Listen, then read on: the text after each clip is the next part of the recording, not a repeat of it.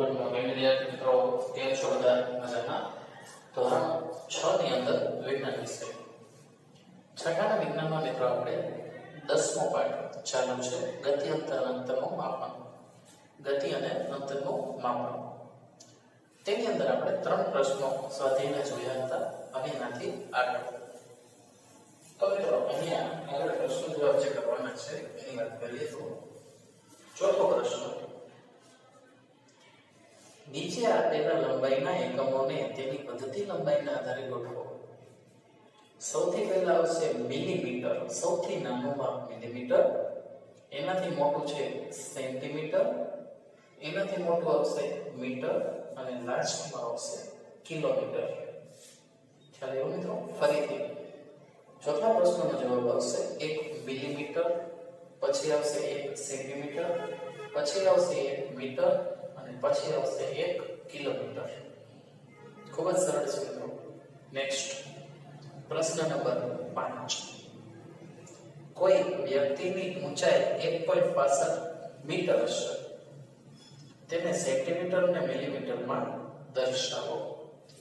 તો અહીંયા આપણે એ દર્શાવીશું મિત્રો. ધ્યાન આપી દેજો. 1.65 મીટર પ્રશ્ન નંબર 5 છે, એનો આન્સર છે 1.65 મીટર. કોઈ વ્યક્તિની હાઈટ છે તો એને સેન્ટીમીટર અને મિલીમીટરમાં દર્શાવવાનું છે. તો જુઓ અહીંયા 1 મીટર તો 100 સેન્ટીમીટર. ક્લિયર છે? 1.65 મીટર તો કેટલા સેન્ટીમીટર? તો અહીંયા 1.65 એની ગુણ્યા 100 એના છેદમાં 1, તો 1.65 છે મિત્રો. તો 165 ના છેદમાં 100 ગુણ્યા 100 ના છેદમાં 1, 100 કેન્સલ થાય તો 165 સેન્ટીમીટર ઊંચાઈ થાય. 1 મીટર 100 સેન્ટીમીટર, 1.65 ગુણ્યા 100 એટલે 165 સેન્ટીમીટર. પણ હવે અહીંયા મિલીમીટરમાં ફેરવવા 1.65 મીટર છે, તો 1 મીટર બરાબર 1000, 100 ને સુધી જાય એટલે 10,000 મિલીમીટર. તો 1.65 મીટર તો કેટલા મિલીમીટર? સમજાણ મિત્રો? 1 મીટર એટલે 100 સેન્ટીમીટર, તો 100 ગુણ્યા 100 કરીએ એટલે મિલીમીટર. તો અહીંયા 1.65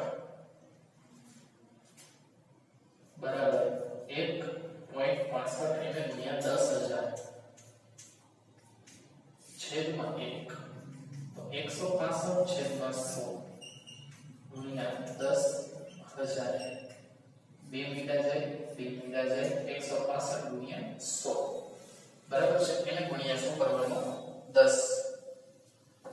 165 ગુણ્યા 1000 કરવાનું છે. ઓકે, 2 મીટર જાય, 2 મીટર જાય એટલે 1650 મિલીમીટર થશે.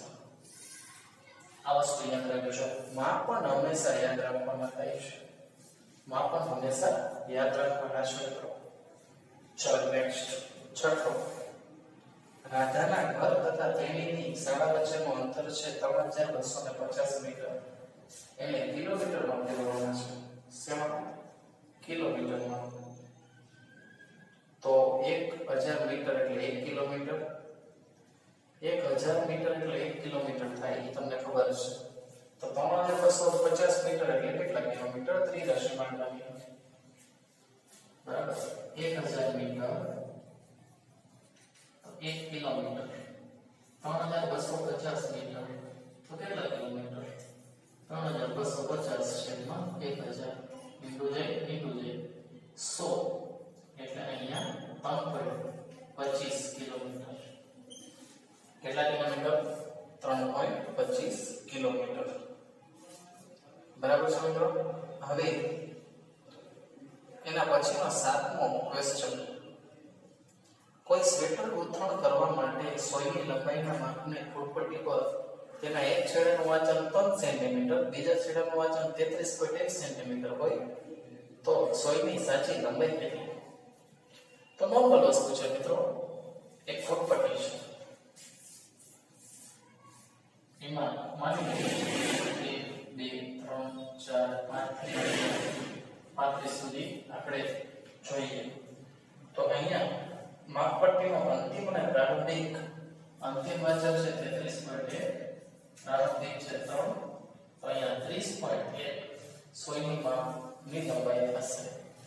શું થશે? લખો ગોથણની સોયની લંબાઈ બરાબર માપપટ્ટીનું અંતિમ વાંચન ઓછા માપપટ્ટીનું પ્રારંભિક વાંચન. 33.1 સેન્ટીમીટર અંતિમ વાંચન છે, 3 સેન્ટીમીટર પ્રારંભિક વાંચન છે, બેયની બાદબાકી કરશો તો 30.1 સેન્ટીમીટર મળે છે. કેટલા મળે છે મિત્રો? 30.1. તો આજે આપણે પાઠની અંદર પ્રશ્ન નંબર 5 4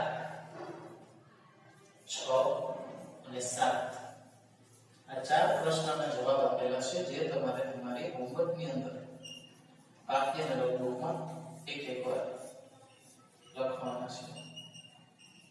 બરાબર છે મિત્રો? આ તમારે લખવાના છે જેથી કરીને તમને બધું જ આવે. તો ચાલો મળશું હવે આવતા નેક્સ્ટ વિડીયોમાં. ત્યાર સુધી બધા જ મિત્રો ઘરે રહો, સુરક્ષિત રહો.